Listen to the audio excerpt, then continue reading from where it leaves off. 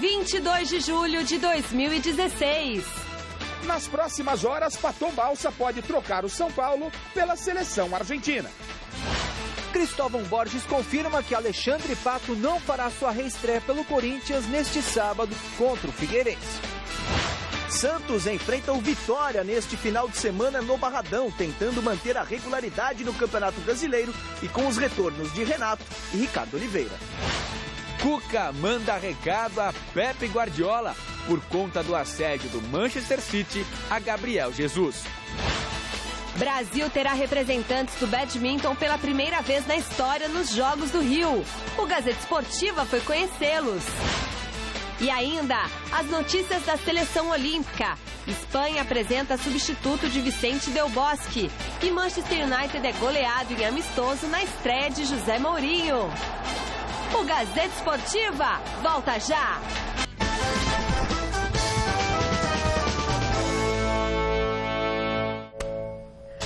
Olá, boa noite! Chegou a sexta-feira e o Gazeta Esportiva de hoje começa falando da possibilidade do São Paulo ficar sem treinador. Hoje pela manhã, Edgardo Bausa comandou normalmente o treino do tricolor e essa reportagem você vê daqui a pouquinho. Isso porque, ainda hoje, ele se reúne com o grupo responsável por colocar ordem na Associação de Futebol Argentina e pode assumir o comando da seleção do Celso Cardoso. E a Argentina não é a única equipe nacional de técnico novo. Hoje a Inglaterra anunciou que Sam Allardyce, é assim que fala? Allardyce, que comandava o Sunderland, assinou o contrato de 2 anos para comandar o English Team. A Espanha também tem novo comandante. Depois de muita especulação, a Real Federação Espanhola de Futebol apresentou nesta quinta-feira o novo treinador da seleção principal. Lopetegui, ex-Porto, chega para substituir Vicente Del Bosque, que deixou o cargo após a eliminação da Espanha logo nas oitavas de final da última Eurocopa. Mas a ideia não é fazer uma mudança radical no trabalho conduzido até o momento. Não vamos fazer nenhuma revolução, mas em todo caso vamos tratar de promover a evolução do time, dentro das nossas ideias e da nossa humilde contribuição. Mas farei meu trabalho sem nenhum tipo de hesitação. Lopetegui foi goleiro reserva da seleção espanhola na Copa de 1994 e teve passagens por Real Madrid e Barcelona como jogador. Começou a carreira como treinador no Rayo Vallecano, passou pelo time B do Real Madrid até chegar às seleções de base da Espanha, onde foi campeão da Euro Sub-21 em 2013. Ou seja, conhece boa parte dos jogadores e é um adepto do estilo de jogo que caracterizou a Fúria nos últimos anos. Mas agora tudo isso é passado. É claro que conhecer previamente os jogadores ajuda muito, mas o fato é que se eles não fizerem por merecer a oportunidade de estarem aqui, o que fizeram no passado vai valer pouco. O futebol vive somente do presente. Enquanto a Espanha celebra a chegada de um novo treinador, a Argentina ainda vive uma série de incertezas.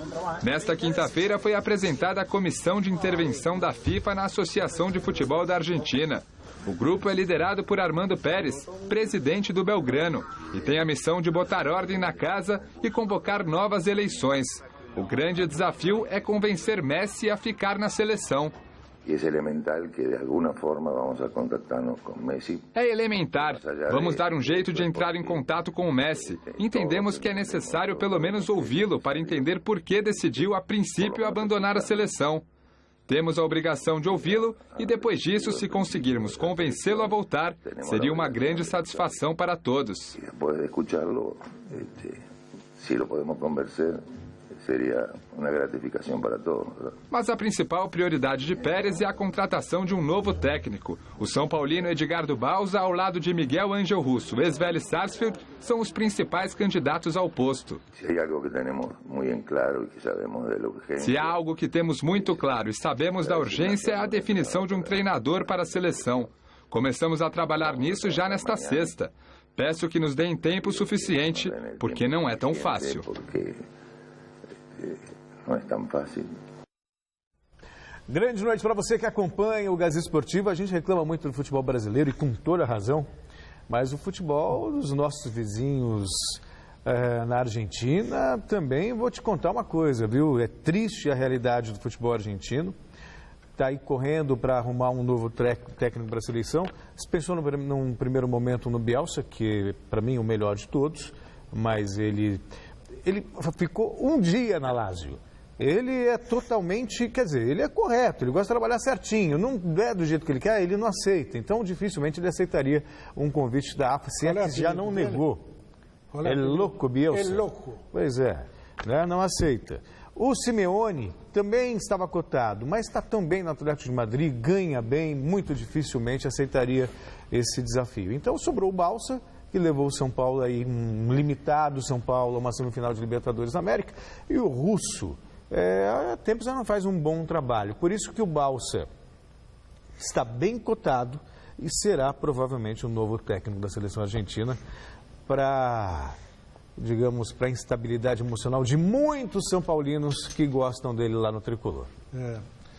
E que te vaya bem, porque se você pegar as estatísticas, né, desde que ele assumiu São Paulo, é muito pífia a participação dele. Ganhou 18, perdeu 16. 18, perdeu 17 e empatou 11. Quer dizer, para um clube da grandeza do São Paulo, isso é uma vergonha. Mas o pessoal gosta, porque o time agora corre mais.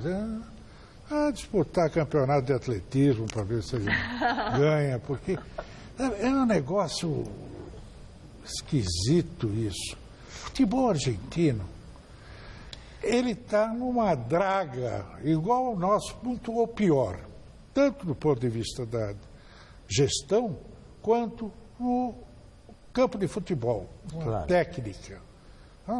E, no entanto, você olha o Brasil hoje, está cheio de jogador argentino. Mas houve uma invasão de jogadores. Não tenho nada contra o jogador estrangeiro, ao contrário, eu até já sugeri aqui que os clubes brasileiros deveriam ir à África Negra, atrás de jogadores, onde o futebol inglês, o futebol espanhol, o futebol francês, o futebol belga se abastece e com isso o futebol deles melhorou muito de qualidade, né? Vai lá, nós temos Angola, Moçambique, é fácil, o cara fala português, já pode vir para cá e se adapta mais facilmente, enfim. E o futebol argentino, que eu tenho a maior paixão pelo bom futebol argentino, futebol do passado, futebol de Stefano, Labruna, de tantos craques do passado.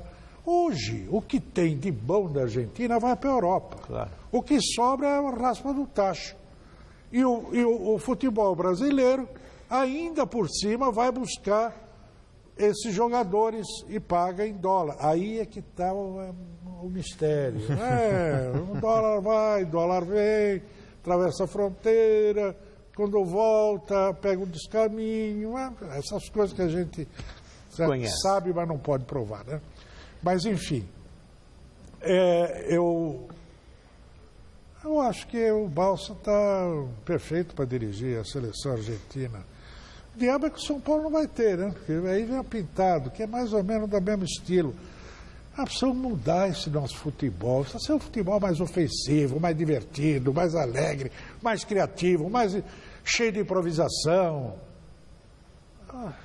Não é o que se vê com essa turma, né? Se a CBF é uma bagunça, a Associação de Futebol Argentina parece estar pior ainda, como você viu no VT, como a Albertelina Júnior e o Celso comentaram. Por isso a enquete de hoje do site gazetesportiva.com é: se você fosse Edgardo Balsa, permaneceria no São Paulo ou aceitaria um convite da AFA para dirigir a seleção argentina? Iria para a Argentina correndo. Eu nem perguntei para você, você viu, porque eu só sabia. Não, é sério. Aí é seu país, é sua casa, sua pátria, é diferente. Não por isso. É porque aqui também, se lá os dirigentes não são confiáveis, aqui também não. E lá, pelo menos, existe uma proposta de renovação. Lá por não isso entendeu o que ele fala. Agora, aqui no São Paulo, não vai demorar muito, não. Mas 2 escorregões ou 3, bye, Balsa, e valeu, obrigado, adiós. E acabou. Então, se existe esse risco aqui, ele também já não estava muito satisfeito com a história. Ele perdeu o Ganso, ele perdeu o Caleri, perdeu... Ele se perdeu porque ele está indo embora. Não, ele perdeu um monte de jogadores, Allan Kardec, e não existe aí, sabe? Até trouxeram alguns jogadores que ele indicou, o Buffarini, quer dizer, o Buffarini também acho que subiu, não está oficialmente acertado, pelo que me consta. Sei que tem alguma novidade. Mas, enfim, tá atrás do Buffarini, trouxe... Chaves. O Chaves. Reserva do Boca Juniors. Pois é, quer dizer, mas é muito pouco, né? Para quem veio com uma proposta de ser campeão, de buscar... Você olha, o São Paulo hoje tem mais de meio time de estrangeiro. Mais de meio time. E desses estrangeiros, só pinça o Cueva, que é um jogador de qualidade. O resto é tudo meia boca. Lugano, Cueva, Aí Centurion, diz assim, mas no futebol brasileiro não tem. Será que os caras procuram direito? Ou então, se vai procurar, faz como fez o Atlético Nacional, contratou um jogador que foi um goleador num time pequeno lá da Colômbia. Foi oferecido para o São Paulo e para o Corinthians e não quiseram. Que aí mostra a falta de inteligência. Ou de interesse. Ou de interesses. Muito inocente o Fuema. Tava muito barato, né, o jogador. Ninguém ia ganhar com ele. Bom, como que chama mesmo esse jogador do Atlético Nacional? Borja. A gente falou dele ontem. Tá carregando o Atlético Nacional aí de gols, né? Levando muitos gols. Pela primeira vez na história, o Brasil terá representantes no badminton. Você já conheceu a história do treinador da seleção, português Marcos Vasconcelos, na série Made for Brasil, do site gazetesportiva.com, que a gente mostra aqui no Gazeta Esportiva. O repórter Vinícius Rodrigues foi a Campinas acompanhar a preparação para esse momento especial do esporte no Brasil.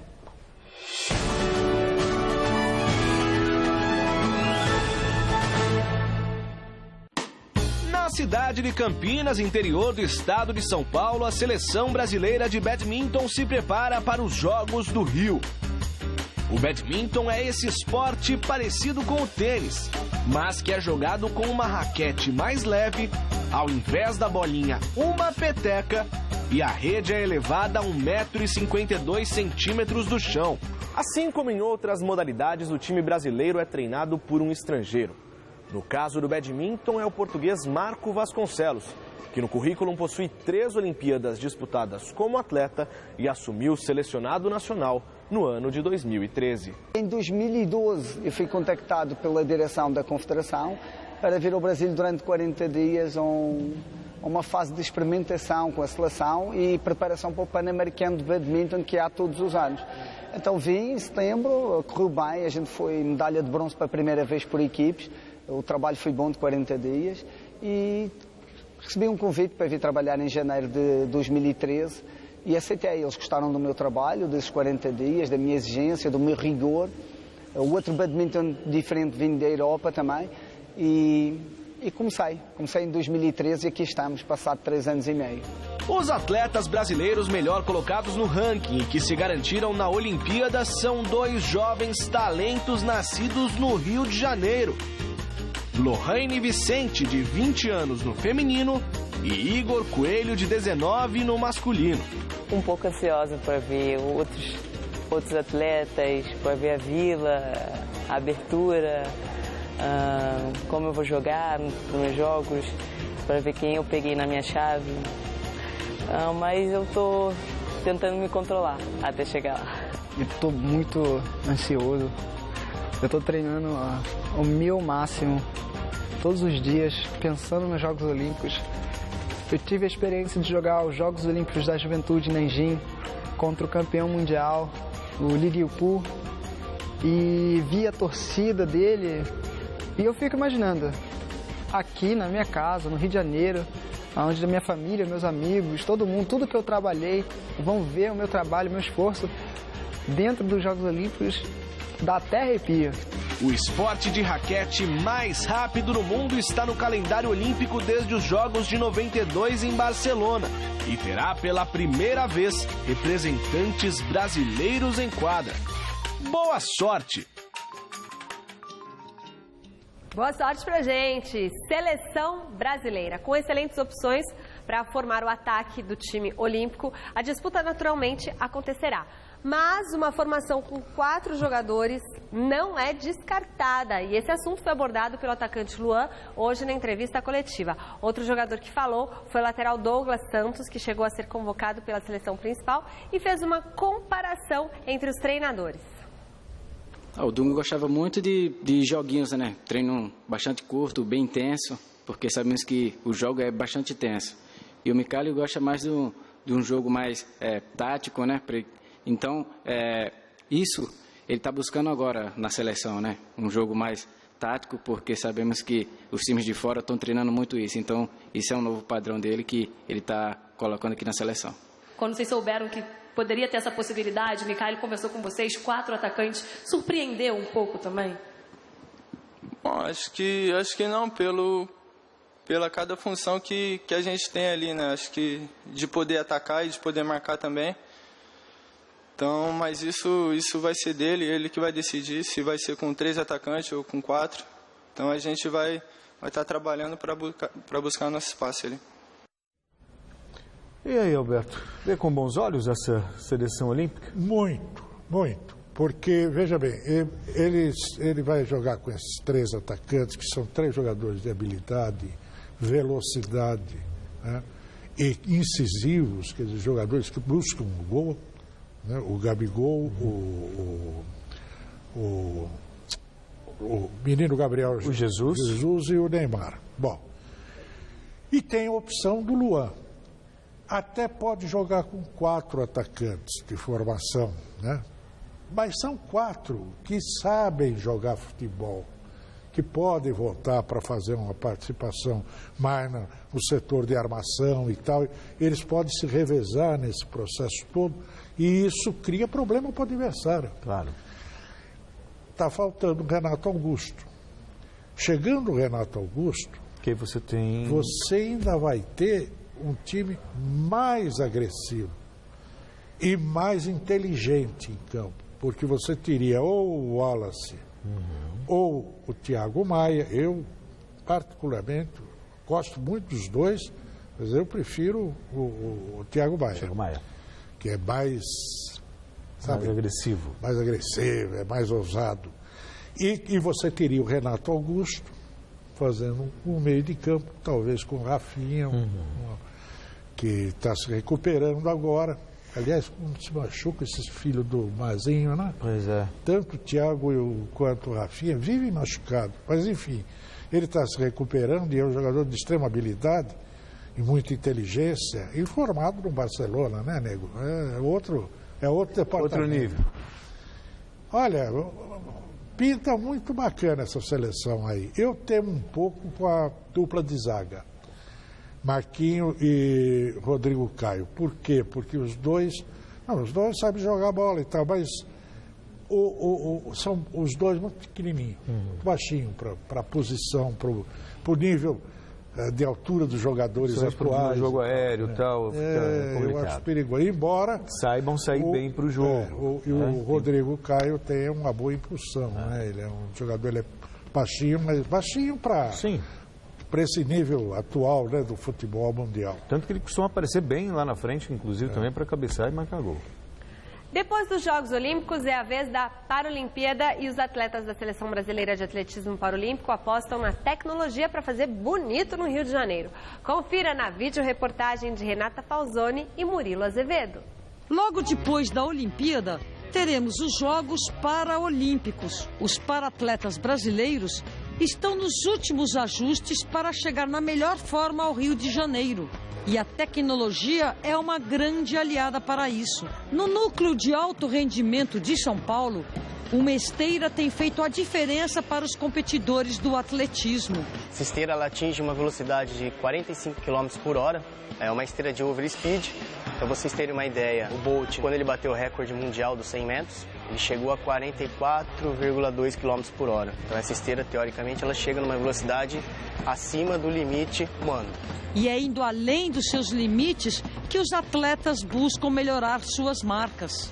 Essa esteira ajuda o atleta a superar a velocidade máxima e manter por um tempo maior que ele suportaria para que no futuro o objetivo é fazer a transferência para a pista, né? Aí é uma motivação, você chega naquela hora ali, é um treino onde você tem que trabalhar todas as técnicas corretas, no momento correto, e conseguir fazer e superar cada dia mais. Todo mundo fica um querendo ganhar do outro na velocidade, mas sempre um ajudando o outro para poder ir melhorando o seu desempenho dia a dia. Em um equipamento como esse, todos os cuidados são necessários para que nenhuma lesão aconteça. Caso o atleta ele se desequilibre durante a corrida, ele tem um sistema de segurança que não deixa com que ele caia. Isso faz com que ele consiga explorar o seu limite, né? O atleta ele vive de ambição, de cada vez querer buscar sempre o melhor. Nossa, ainda bem que tem essa haste aí, né? Muito legal, a superação é tudo mesmo. Acompanhe o Gazeta Esportiva nas redes sociais, tem o nosso Twitter, twitter.com/Gazeta Esportiva.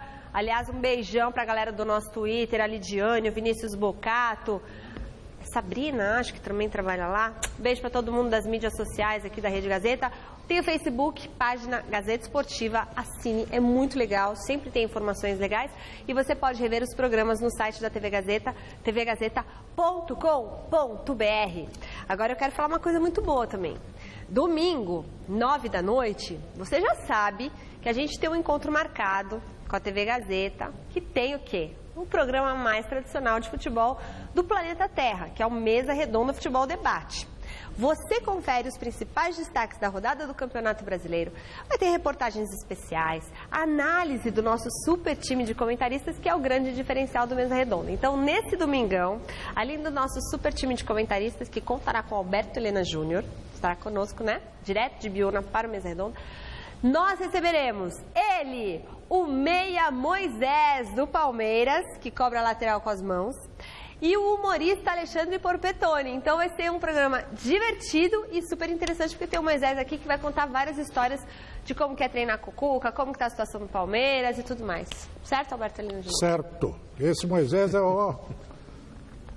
ótimo jogador. Você está rindo, certo? Estou me perguntando se não são todos que cobram com as mãos do lateral. Não, dentro da área não. Ah, entendi. O Moisés consegue cobrar a lateral e colocar a bola dentro da área, não é? Ah, pegadinha. Você está me devendo um restaurante japonês. De 20 segundos. 2 jogos nesta noite, outros 6 amanhã, completam a 17ª rodada do Campeonato Brasileiro da Série B. Vamos colocar a arte aqui do nosso lado. Olha que bonita essa arte, bem trabalhada. Criciúma e Paraná jogam 7h15 em Santa Catarina. O Náutico recebe o Avaí às 9h30 na Arena Pernambuco. Amanhã, às 4 da tarde, tem Vila Nova e Ceará em Goiânia. E Tupi e Atlético Goianiense em Juiz de Fora. Aí o Vasco enfrenta o Bragantino 4h30 em São Januário. O Bahia encara o Luverdense 6h30 na Arena Fonte Nova. 2 partidas fecham a rodada 9 da noite. O Paysandu recebe o CRB em Belém e o Londrina joga com Sampaio Corrêa no Estádio do Café. Muito bem. E agora é hora de conferir a rodada desse final de semana no Brasileirão. Amanhã serão realizadas 2 partidas. Olha a arte aqui, ó. Uma mágica. Começamos com o Coringão, que recebe o Figueirense, 4 da tarde, lá na Arena em Itaquera. E às 6h30 no Recife, o Santa Cruz enfrenta o Coritiba. Ponte Preta e Internacional jogam no domingo às 11 da manhã em Campinas. No mesmo horário, o Palmeiras encara o Atlético Mineiro na Arena do Verdão, lá no Allianz Parque, belíssimo. E às 4 da tarde tem 2 pontos. Cruzeiro e Sport no Mineirão, Grêmio e São Paulo em Porto Alegre. Difícil esse jogo, hein? Atlético Paranaense e Fluminense em Curitiba e Chapecoense e Botafogo lá em Chapecó. O Vitória recebe o Santos às 6h30 no Barradão. E aí na segunda-feira, aquele novo horário, 8 da noite, o Flamengo enfrenta o América Mineiro em Cariacica, no Espírito Santo. Longe, hein? Bom. Nem tanto. Já foi para Cariacica? Não fui, mas tá. Então. Existem lugares mais longe e tal, né? Não tão longe assim. Tipo Acre. É. Já foi pro Acre? Também não. Já foi Alberto Helena Júnior pro Acre? Não. Mas fui para Roraima, se você quer saber. Viu? Nossa Senhora, é longe demais. Aliás, se você for de Roraima e do Acre e estiver assistindo o Gazeta Esportiva, manda um alô pra gente nas nossas redes sociais que eu vou falar seu nome. O lugar mais longe que eu fui, talvez Natal? Natal mais longe. Natal é o... Não, Ceará, né? Você nunca foi pro Ceará? Vamos seguir, vai. Bom, Bora, segue. o Barba mandou embora. Eu tô sem ponto, por isso que eu tô falando loucamente. Gente, ele deve estar muito bravo comigo, Zé Roberto, a culpa é do Zé Roberto. O jogo é contra o Grêmio, mas o principal assunto no São Paulo é a provável saída do técnico Bausa para comandar a seleção argentina. Barba, achei que eu podia falar à vontade. Veja na reportagem do Garrafa. Nem o jogo de domingo contra o Grêmio e nem o atacante argentino Andrés Chaves pela primeira vez no CT foram os assuntos dessa sexta-feira no São Paulo. Quando a atividade foi liberada para os jornalistas, percebemos no gramado uma ausência importante, a do técnico Edgardo Bausa. Paton comandou apenas a primeira parte do treinamento. Depois trocou de roupa, se despediu dos companheiros à distância e seguiu no início da tarde para Buenos Aires, a fim de uma conversa com os dirigentes da AFA. Na pauta, a possibilidade de dirigir a seleção da Argentina. Representando os jogadores, Lugano evitou projetar o futuro tricolor sem Paton. Eu posso falar, obviamente, por nós jogadores e o elenco hoje treinou com normalidade. Amanhã vamos treinar, viajar para Porto Alegre com total normalidade. A gente no pensa en suposiciones, en otra cosa que no seja o jogo domingo, né? Por enquanto, todo aqui funciona com normalidade e todo o que, obviamente, vocês têm de informações são suposições que a gente não pode e não deve opinar porque justamente são isso, suposições. Para Lugano, a indefinição da permanência ou não de Paton não vai atrapalhar o desempenho dos jogadores que chegaram indicados pelo treinador, que pode deixar o clube a qualquer momento.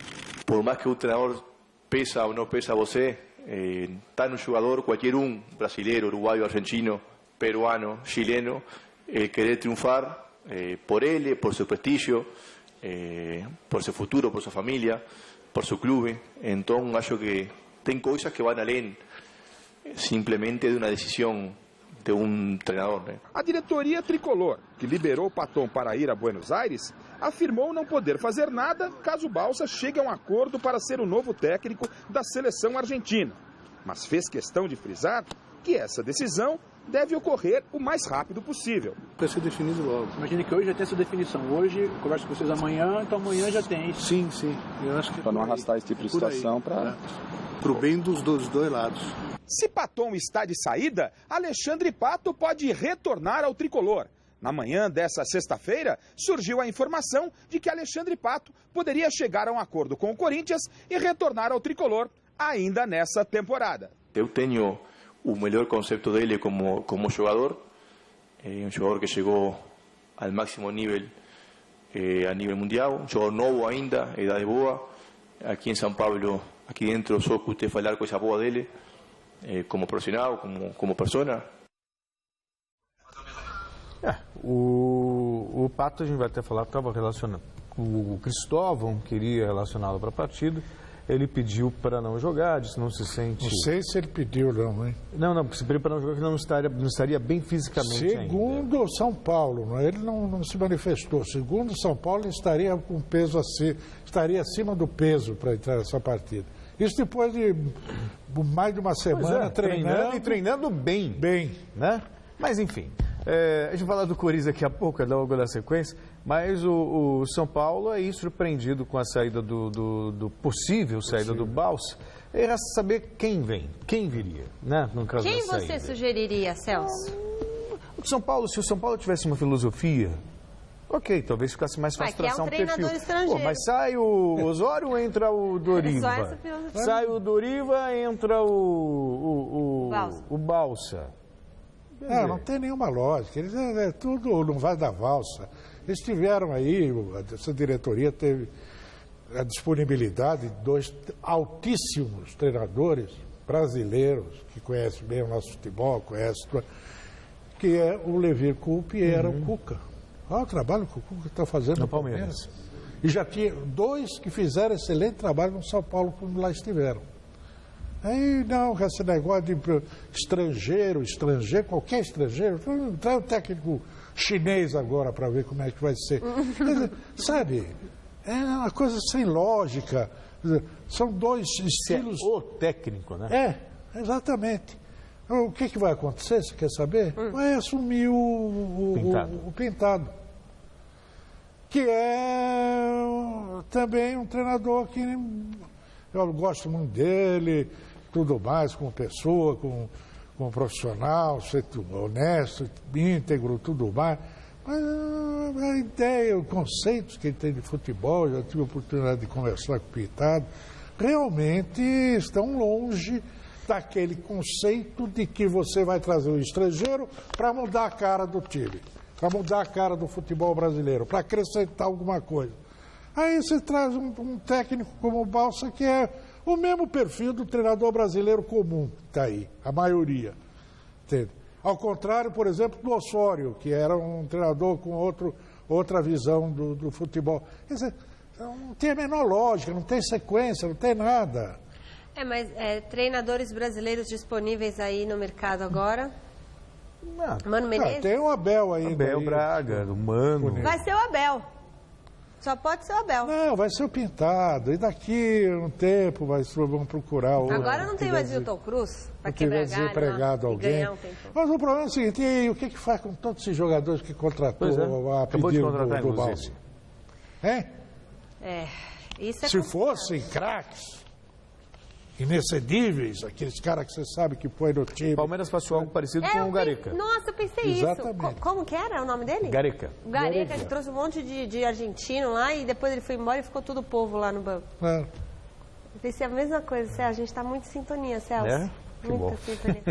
Não será nesse final de semana que Alexandre Pato fará a reestreia pelo Corinthians, como o Celso comentou anteriormente.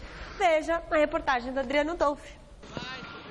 Foram 15 minutos de imagens de um treino praticamente secreto. Mas Cristóvão abriu o jogo logo de cara sobre o assunto mais aguardado pela imprensa. O Pato não está relacionado, ele não vai participar desse jogo.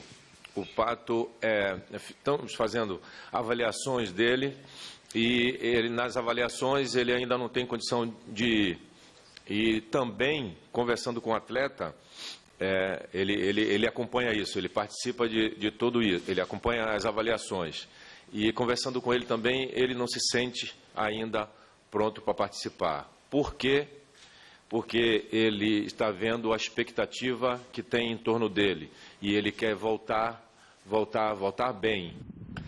O treinador deixou até um ponto de interrogação no ar sobre a utilização do atacante na próxima partida, na outra semana. Não posso fazer isso que vocês vão ficar me impressionando. É o seguinte, a gente trabalha, a gente tem avaliação, tem números, a gente faz monitoramento dos treinamentos com ele e é assim que a gente segue. Então a velocidade de vocês é muito mais rápida que a nossa. O técnico Cristóvão Borges confirmou também mais 2 alterações na equipe titular.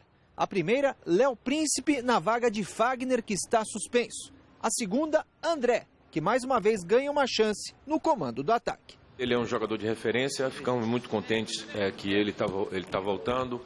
Eu estava utilizando os jogadores que nós tínhamos, um 9, jogando com falso 9. E aí era uma maneira para que a equipe continuasse sendo efetiva e tendo um rendimento satisfatório. Isso a gente conseguiu na maioria dos jogos. Agora, com a volta dele, a gente vai jogar com ele como referência e também treinamos com ele mais outros posicionamentos que a equipe pode jogar com ele em campo. Não será dessa vez também a volta de Elias ao meio-campo titular. O adversário Figueirense de Argel no comando técnico chega pressionado pelas últimas posições e tentando repetir o feito de 2014, quando derrotou o Corinthians no jogo de estreia da Arena em Itaquera. É um jogo difícil e nós conversamos sempre que o Campeonato Brasileiro, rodada a rodada, se você prestar atenção, você aprende sempre, aprende muito, são muitas lições, todas as rodadas. E esse tipo de jogo é um jogo difícil que a gente tem que estar atento, trabalhamos assim. Não é achar que está jogando em casa, não é um grande clássico do futebol brasileiro, mas a dificuldade é a mesma. Tudo que gira em torno do Pato gera especulações, né? Ele voltou, está treinando bem, marcando gol, está impressionando, tudo. E aí, de repente, era para ser relacionado contra o São Paulo, não foi. Contra o Figueirense havia uma expectativa muito grande, também não foi.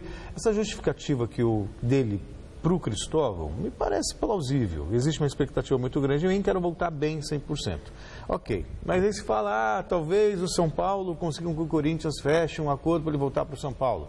Quer dizer, tudo isso acaba gerando uma especulação e só com ele em campo mesmo, só com uma definição. E já passou da hora também do Pato vir a público e falar com o torcedor, né? Sabe, botar a cara para bater mesmo. Ó, quero ficar, vou ficar, ponto, e bem, vou voltar e vou dar alegria para essa torcida. Esse é o meu objetivo. É o que está faltando.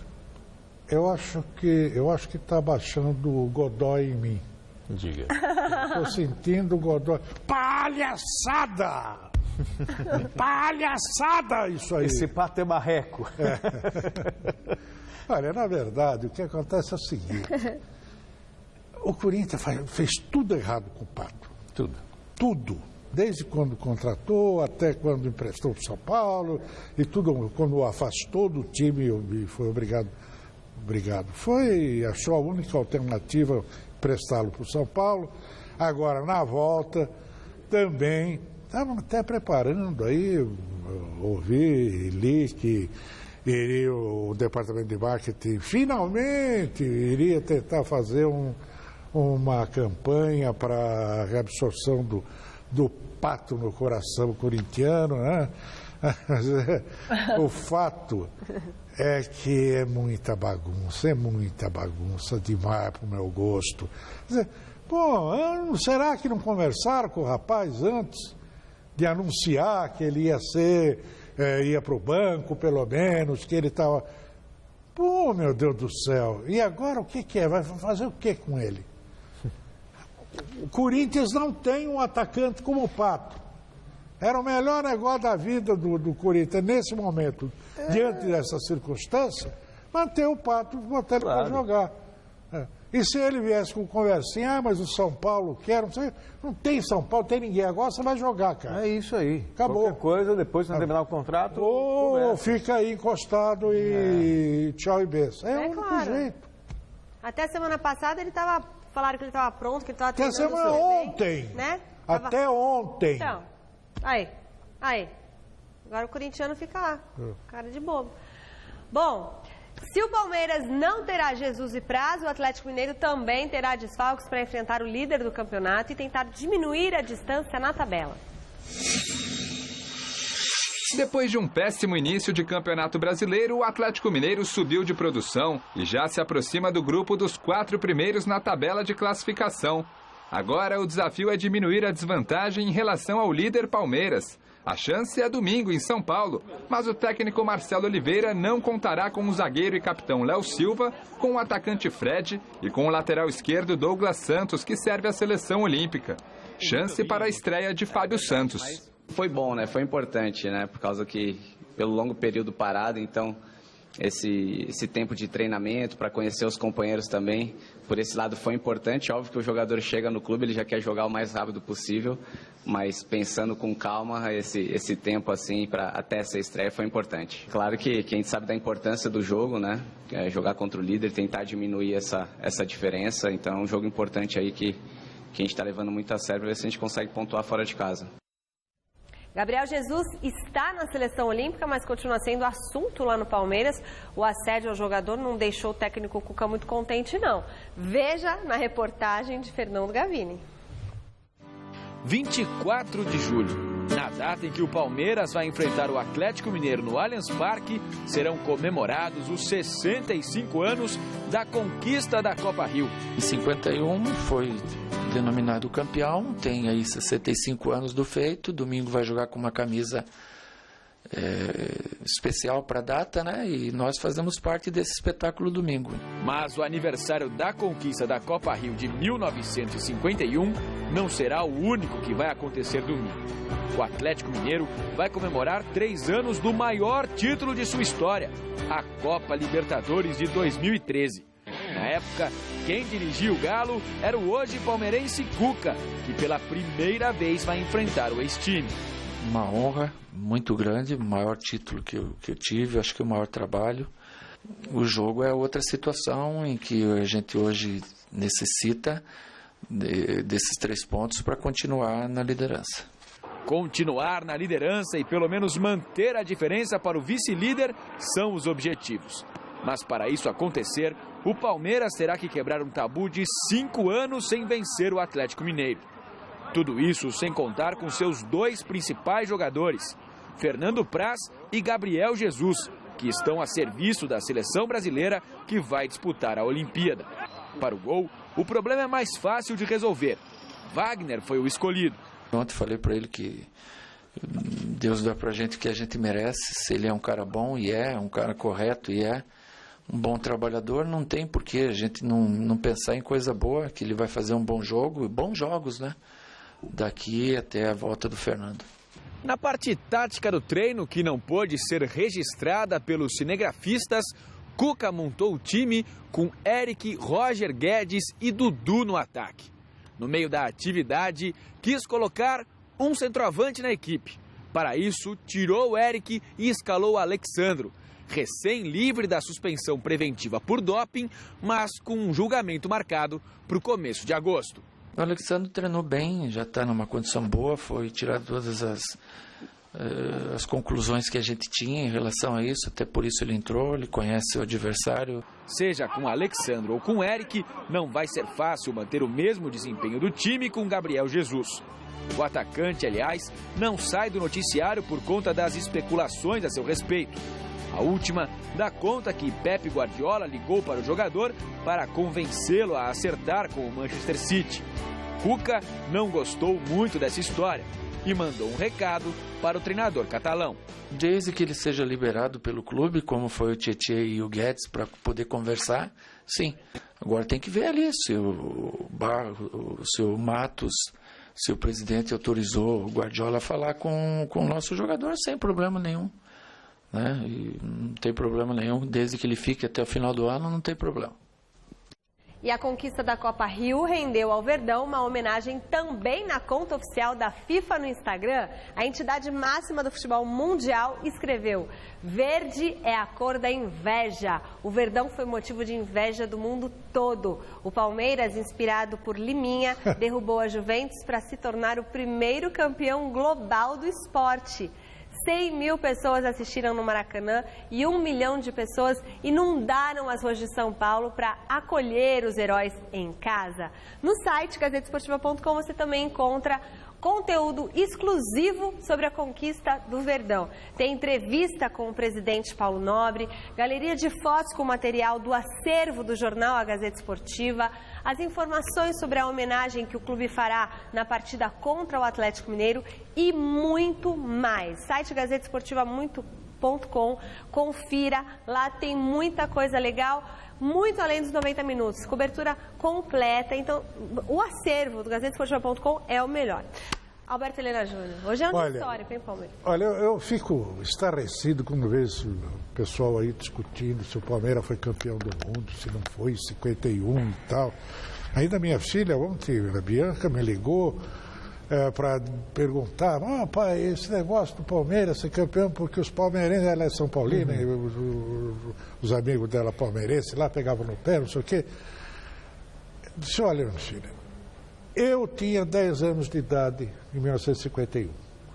O Palmeiras, com o título da Taça Rio, que era assim que se denominava o torneio, ele somou 5 coroas. Ele ganhou 5 campeonatos seguidos, 50 até 51.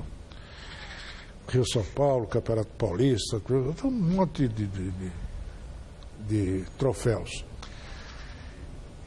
Vocês não imaginam o que significou essa conquista do Palmeiras. Porque foi contra grandes times da Europa e da América do Sul. Teve Estrela Vermelha. Estrela Vermelha, Áustria, Viena, a Juventus lá da Itália, enfim.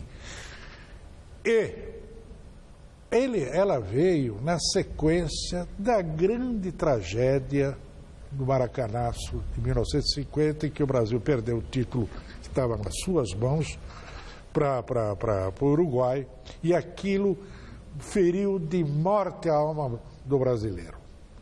E essa conquista do Palmeiras fez com que o brasileiro levantasse a fronte novamente nos campos de futebol. Foi uma grande conquista, foi espetacular, né? Jair Rosa Pinto, Rodrigues, essa turma, um time maço do Palmeiras, né? O Valdemar Fiume, né? E o Verdun, que até foi substituído pelo Fábio, mas foi como se o Brasil tivesse ganho uma Copa do Mundo. É mais até, o significado daquela conquista é maior do que todas as outras de clubes brasileiros que vieram depois, porque aí era restrito àquele clube. No caso do Palmeiras em 51, era o Brasil que abraçou. Tanto é que ele foi campeão no Maracanã lotado. Maracanã lotado naquele tempo que dava 200 mil pessoas. Então, e torcida quase toda carioca, né? Aplaudindo e torcendo muito pelo Palmeiras. Então, vamos acabar com essa discussão babaca de que o Palmeiras não é campeão do mundo. É campeão, assim como o Corinthians. É 2 vezes campeão do mundo. E foi vice em 52 quando perdeu para o Fluminense. Que foi o Fluminense. Mas aí já não tinha mais esse clima, esse significado que teve em 51. 52, foi depois o Vasco parece que também ganhou, mas aí já não era esse mesmo clima criado em função da derrota para o Uruguai um ano antes. Isso é que precisa deixar bem claro para o pessoal aí que fica discutindo o sexo dos anjos, porque claro que Palmeiras é campeão, assim como o Corinthians também é. E é oficialmente, não é só moralmente, é oficialmente. A FIFA reconhece. Acabou. Uma vez que a FIFA reconhece, está reconhecida. Acabou. Hora de falar do Santos, que segue se preparando para enfrentar o Vitória no domingo em Salvador. O repórter Felipe Boril esteve no CT Repelé acompanhando mais um treino do Peixe.